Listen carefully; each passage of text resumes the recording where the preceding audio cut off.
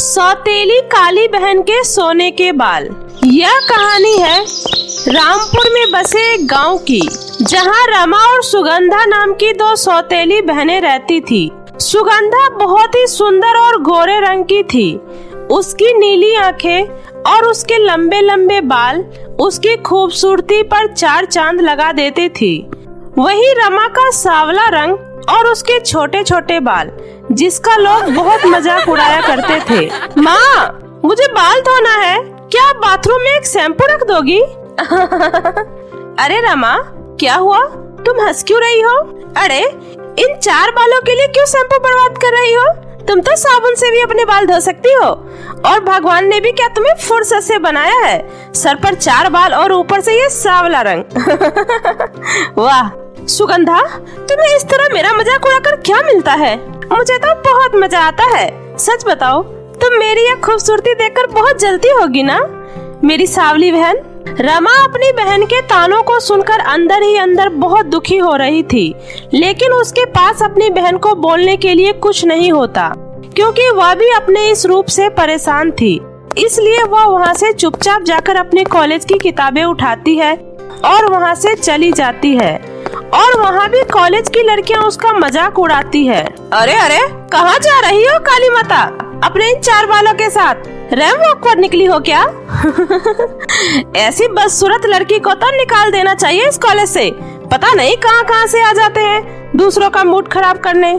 College के सभी लोग रमा का मजाक उड़ाने लगते हैं और उस पर पत्थर फेंककर उसे कॉलेज से निकालने की मांग करने लगते हैं। आह आह, मुझे मत मारो। क्यों कर रहे हो तुम लोग ऐसा? क्यों मार रहे हो मुझे? अरे अरे, देखो तो इसे कैसे नौटंकी कर रही है। रमा उन लोगों के अत्याचार से परेशान होकर घर भाग जाती है। तभी पीछे पीछे उसकी सौतेली बहन भी आ जाती है। तभी रमा की माँ आती है और कहती है, अरे काली मैया, यूँ भागते भागते कहाँ से आ रही है? माँ, मैं आपको बताती हूँ, मैंने कॉलेज में सुना इस काली माता को सबने कॉलेज से निकाल दिया है। माँ, इसे घर से भी निकाल दो, कहीं इसकी वजह से लोग हमें भी ना यहाँ से निकालने लग जाएं। नहीं नहीं माँ, मेरा ऐसा रूप है तो इसमें मेरी क्या गलती है? मुझे घर से मत निकालिए, मैं आखिर कहाँ जाऊँगी माँ? मेरा भला आप लोगों के सिवा कौन है? वैसे भी तेरे इन सांवले शकल और चार बालों के साथ कौन करेगा तेरे से शादी? इसलिए इस घर से निकल जा। चल सुगंधा, इसे धक्का मार के यहाँ से निकालते हैं। सुगंधा की माँ और उसकी बहन उसको घर से धक्का मारकर निकाल देती है। रमा वहाँ से निराश और उदास मन लिए वहाँ से जंगल की तरफ चली जाती है। काश मैं अपनी माँ के कोख में ही मर जाती, तो मुझे ये सांवले रंग और छार वालों की वजह से इतना कुछ सहना नहीं पड़ता। कॉलेज से मुझे लोगों ने पत्थर मार के निकाल दिया और मेरी वजह से मेरे परिवार को समाज से ना निकाल दे। माँ, कहाँ हो तुम? क्या तुम्हें मुझ पर जरा भी तरस नहीं आता माँ? रमा का दर्द उसकी आंखों से साफ झलक रहा था। तभी सूरज ढल जाता है और अंधेरा हो जाता है। रमा वहीं पर बेहोश हो जाती है और जब उसको होश आता है तब वह देखती है कि आसमान में तारे चमक रहे हैं और उसकी माँ की छवि उसके सामने आकर खड़ी हो जाती है। माँ, अब कहाँ चली गई थी माँ मुझे छोड़कर? क्या आपको जरा भी मेरी याद नहीं आई? आपको पता है ना माँ, मेरी सौतेली माँ और सौतेली बहन मुझ पर कितना अत्याचार करते हैं और यह समाज वाले मेरा कितना मजाक उड़ाते हैं। यह दुनिया बहुत गंदी है माँ। माँ, यहाँ कोई किसी का नहीं है, मुझे यहाँ नहीं रहना, मुझे भी अपने साथ ले चलो माँ। रमा बेटी, मैं तुम्हें अपने साथ ले जाने नहीं, बल्कि तुम्हारे ऊपर हुए अत्याचार को मिटाने आई हूँ, जिसने तुम्हें इतना दर्द दिया। ऐसा बोलते ही रमा की माँ के अंदर से एक रोशनी निकलती है और रमा के अंदर समा जाती है, जिसकी वजह से रमा के सर पर लंबे और सुनहरे सोने के बाल आ जाते हैं और साथ ही रमा बहुत ही खूबसूरत और गोरी हो जाती है। रमा बेटी, यह सुनहरे बाल और तुम्हारी यह खूबसूरती तुम्हें समाज में जीने के लिए सहारा देगी और जब भी तुम किसी मुसीबत में रहोगी तो यह सुनहरे बाल तुम्हारी मदद करेगा। रमा की माँ के ऐसा बोलते ही रमा बेहोश हो जाती है और जब उसे होश आता है तो वह देखती है कि उसके बाल सच में सोने के हो जाते हैं और वो बहुत ज्यादा सुंदर हो जाती है। और यह देखकर रमा बहुत ही ज्यादा खुश हो जाती है। अरे यह क्या, मेरे बाल तो सच में सोने के हो गए और मेरा रंग भी कितना गोरा हो गया। अब मुझे घर जाना चाहिए। यह सब कहकर रमा घर की तरफ निकल जाती है। घर जाते ही सुगंधा की माँ और सुगंधा रमा के सोने के बाल देखकर हैरान हो जाती है और उसके मन में लालच पैदा हो जाता है। माँ देखो, मेरे बाल सोने के हो गए हैं और मेरा रंग भी गोरा हो गया है। आपको पता है, कल मेरी माँ मुझे दिखाई दी थी और उन्होंने ही मुझे ये सोने के बाल दिए हैं। क्या कहा? सोने के बाल? जरा हमें भी इन बालों से कुछ करके दिखा, तब तो हम माने। ए मेरे जादुई सोने के बाल, दिखा अपना कमाल।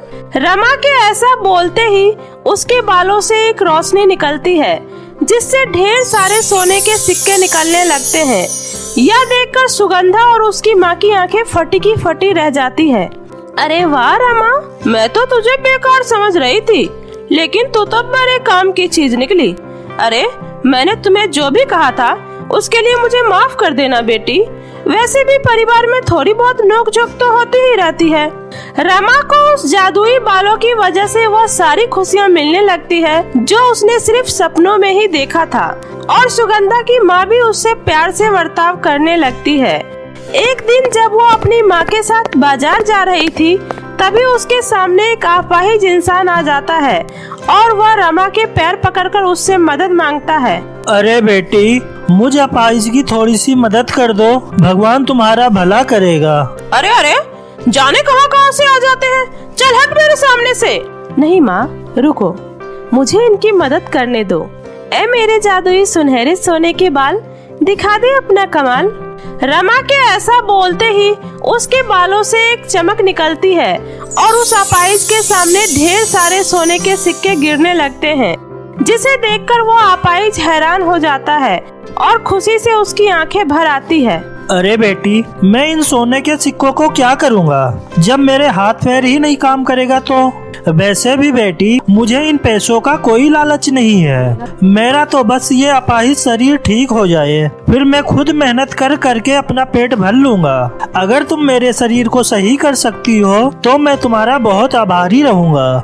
ए मेरे जादुई सुनहरे सोने के बाल, इस अपाहिज का शरीर फिर से ठीक कर दो, दिखाओ अपना चमत्कार। रमा के ऐसा बोलते ही वह अपाहिज इंसान अपने पैरों पर खड़ा हो जाता है और उसके शरीर में नौजवानों जैसी ताकत आ जाती है। यह देखकर वो बहुत खुश होता है और बोलता है, तुम्हारा बहुत बहुत धन्यवाद बेटी, तुमने आज मुझे एक नया जीवन दिया है। मैं तुम्हारा यह एहसान कभी नहीं भूलूंगा। भगवान तुम्हें हमेशा खुश रखे। इसके बाद रमा अपनी माँ के साथ घर लौट आती है और ऐसे ही समय बीतता है और रमा हमेशा ही ऐसे ही लाचार लोगों की मदद करती रहती है।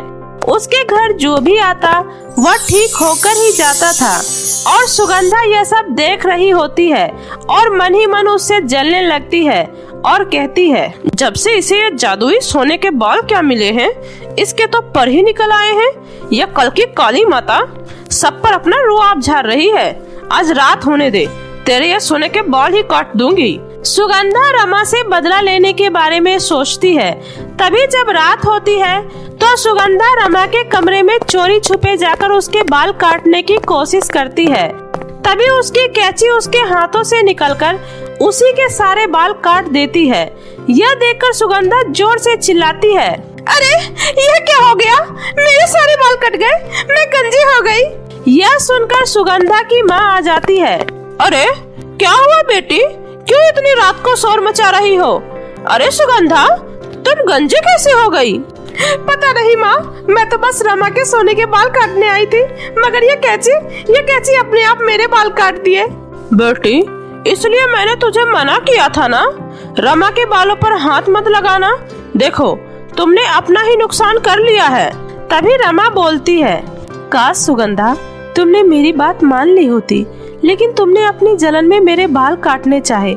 मैंने तुम्हें हमेशा अपनी बहन माना है, लेकिन तुमने हमेशा मुझे पराया समझा है और मेरे लिए अपने मन में नफरत पैदा करती रही हो, जिसकी वजह से आज तुम्हारे साथ यह हुआ। रमा के ऐसा बोलते ही सुगंधा का सर शर्म से झुक जाता है और वह रमा से माफी मांगती है। और ऐसे ही समय गुजरता रहता है और सुगंधा को कुछ समय तक ऐसे ही टकली रहना पड़ता है, जो उसे उसकी करने का फल मिला था। दूसरी तरफ रमा लाचार लोगों की हमेशा मदद करती है, जो उसकी इंसानियत को बताता है। तो मेरे प्यारे दोस्तों, कैसी लगी आपको मेरी ये कहानी? मुझे कमेंट करके जरूर बताएं। कहानी अच्छी लगी हो तो इसे अपने दोस्तों के साथ भी शेयर करें। और हाँ दोस्तों, अगर आपने अब तक मेरे चैनल जादुई टीवी को सब्सक्राइब नहीं किया तो जल्दी से नीचे लाल बटन दबाकर अभी सब्सक्राइब कर ले। तो मिलती हूँ ऐसे ही फिर किसी नई मजेदार जादुई कहानी के साथ। तब तक अपना ध्यान रखें। बाय बाय दोस्तों।